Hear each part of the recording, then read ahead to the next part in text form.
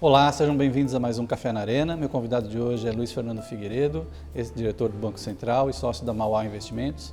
Vamos conversar um pouquinho sobre a economia brasileira. Até daqui a pouco.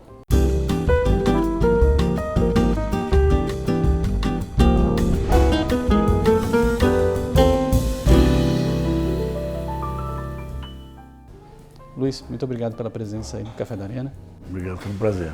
Queria conversar um pouquinho contigo sobre o momento do país, aí, esse nervosismo todo com questão política, as instituições, escândalos. Isso está mexendo muito com o mercado financeiro, né? E você, como gestor de recursos, acompanha isso de perto, até pela experiência no Banco Central. É preocupante isso? O que você acha que pode resultar dessa confusão toda, dessa briga toda entre os poderes? O Brasil vem, desde o início do primeiro governo Lula, se enfraquecendo institucionalmente. Quer dizer, a maneira em que o governo lidou, tanto com os órgãos de controle quanto com o Congresso, foi uma maneira muito dura, muito mais uma cooptação do que propriamente um relacionamento de coligação e tal com o Congresso. Então esse processo foi um processo que tanto os órgãos de controle, judiciário quanto o legislativo se enfraqueceram muito. A partir desse processo de corrupção que se tornou uma coisa quase que sistêmica, você teve um enorme chacoalhão nesse processo de enfraquecimento.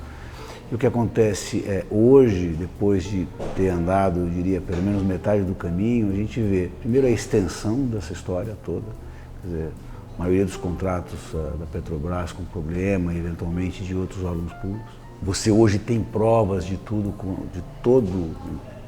desde as pessoas na empresa estatal, de quem operou essa coisa do ponto de vista financeiro, quanto dos corruptores. Então, diferente de outras situações, você tem prova de como funcionava tudo. Além disso, os próprios órgãos de controle, como o TCU, como o CGU, o Ministério Público, a Polícia Federal, nem precisa dizer, todos eles ressurgiram das cinzas, dizendo, olha, tudo o que está acontecendo nós já tínhamos apontado, pelo menos na sua maioria. E isso não foi levado em consideração, agora vai ter que ser levado em consideração. Então, é um processo longo, né? Então vai demorar ainda, mas vai desembocar numa situação de instituições mais fortes. E um país é sempre medido o quanto as suas instituições são fortes ou não.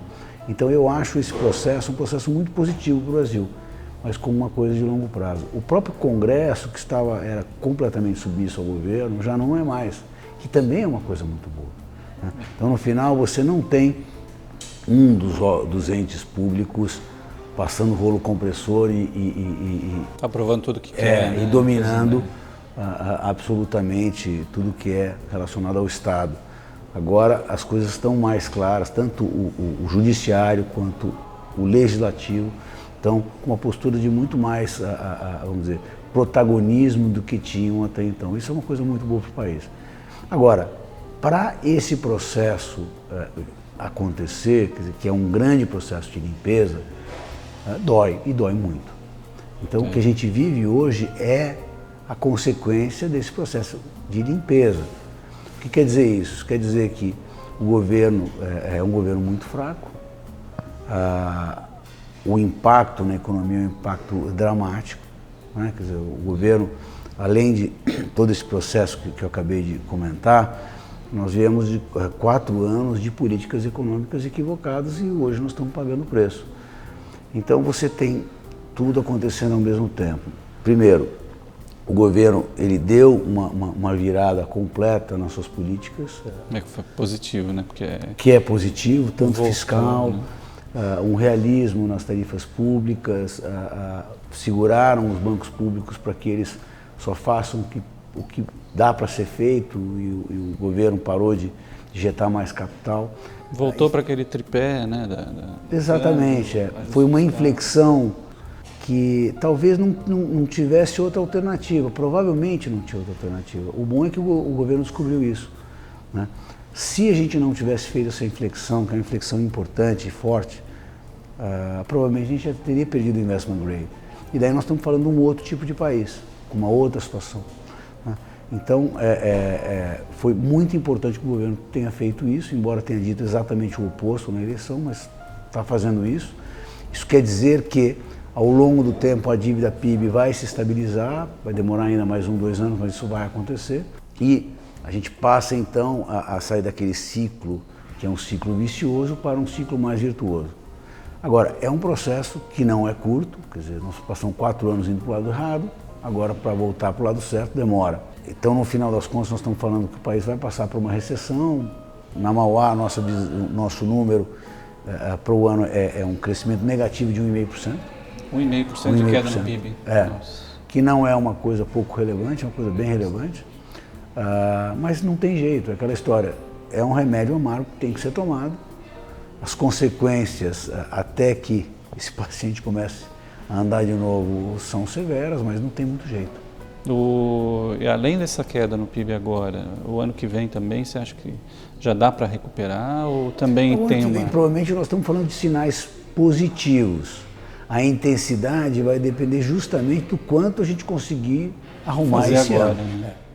Se o ajuste fiscal conseguir ser feito direitinho, atingir a meta, aí no ano que vem o pessoal já tem mais confiança. Exatamente. O que quer dizer o índice de confiança? Se eu tenho pouca confiança, eu vou consumir menos, eu vou empregar menos, eu vou investir menos. Então, é um sinal de que nós ainda não estamos estabilizando a economia e a gente continua numa trajetória de queda em termos de crescimento. Esse impacto que a gente tem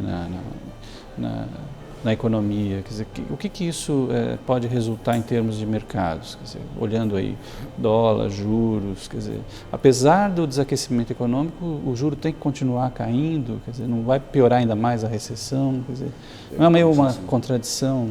Não, na verdade é o seguinte, você tem que ajustar e vai doer, infelizmente. Nós estamos falando que a inflação esse ano vai ficar acima de 8%.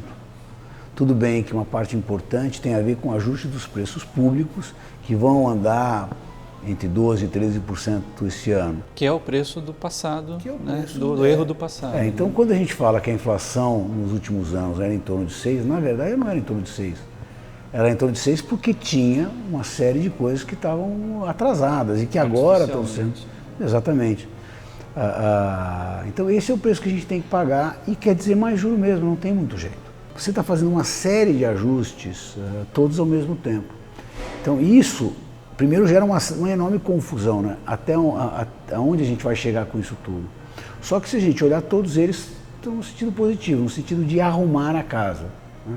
Então uma vez que você passe a começar a sentir o efeito disso, você tem um efeito geral na confiança, que quer dizer não só que a economia sai desse lado negativo e pode ir para o lado positivo, como até para investimentos, para o preço de ativos brasileiros e por aí vai. O que ainda existe muito de dúvida é, o governo vai aguentar esse ajuste muito tempo?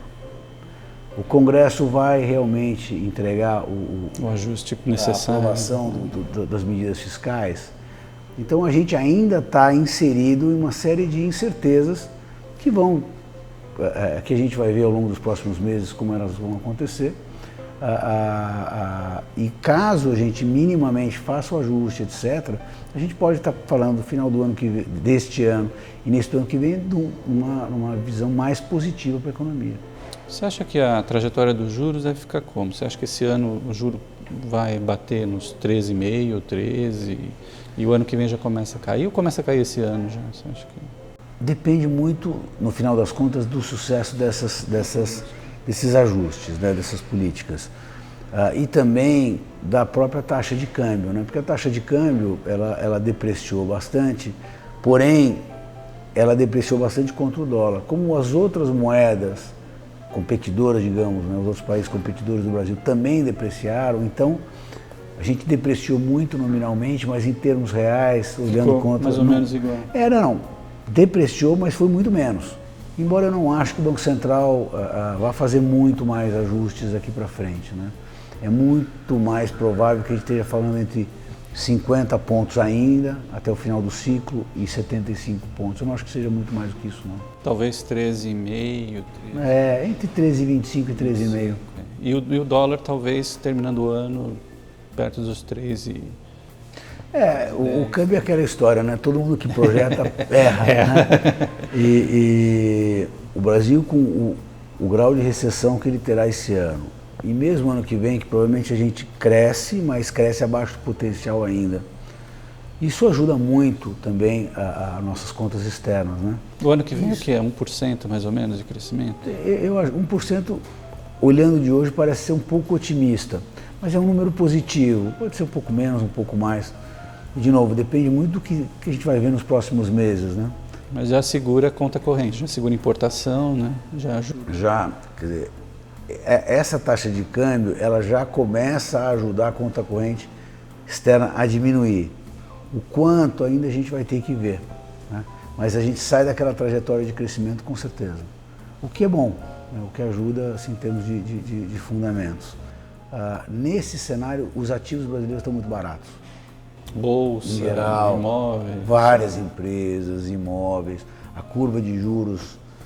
Você compra um papel de longo prazo no Brasil acima de 6% ao ano, mais inflação. Isso não existe em lugar nenhum do mundo. Isso é ou um país quebrado que paga isso, ou se o país não é um país quebrado, como é o caso brasileiro, que é um país razoável, isso aí é uma barganha, né? E quando a gente olha, a gente vê que o investidor estrangeiro é quem mais tem se apropriado desse tipo de postura, né? Ele está olhando hoje o Brasil e fala, não, o Brasil não é tão bom quanto eu imaginei, mas não é tão ruim que essas taxas que a gente vê aí no mercado não sejam atrativas, né? Então, na margem, quem tem comprado, se apropriado desses preços mais baixos, tanto em renda fixa quanto em ações, tem sido os investidores estrangeiros. Ou seja, é uma certa oportunidade que você tem no mercado aí para o investidor que tem uma visão de longo prazo, né, de 2, 3 anos aí. Né? Sem dúvida, sem dúvida. Curto prazo, como eu já comentei, é muito difícil dizer. Mas no médio e longo prazo, eu acho que é muito difícil que o Brasil hoje não esteja um país muito barato comparado com outros países semelhantes. Muito difícil.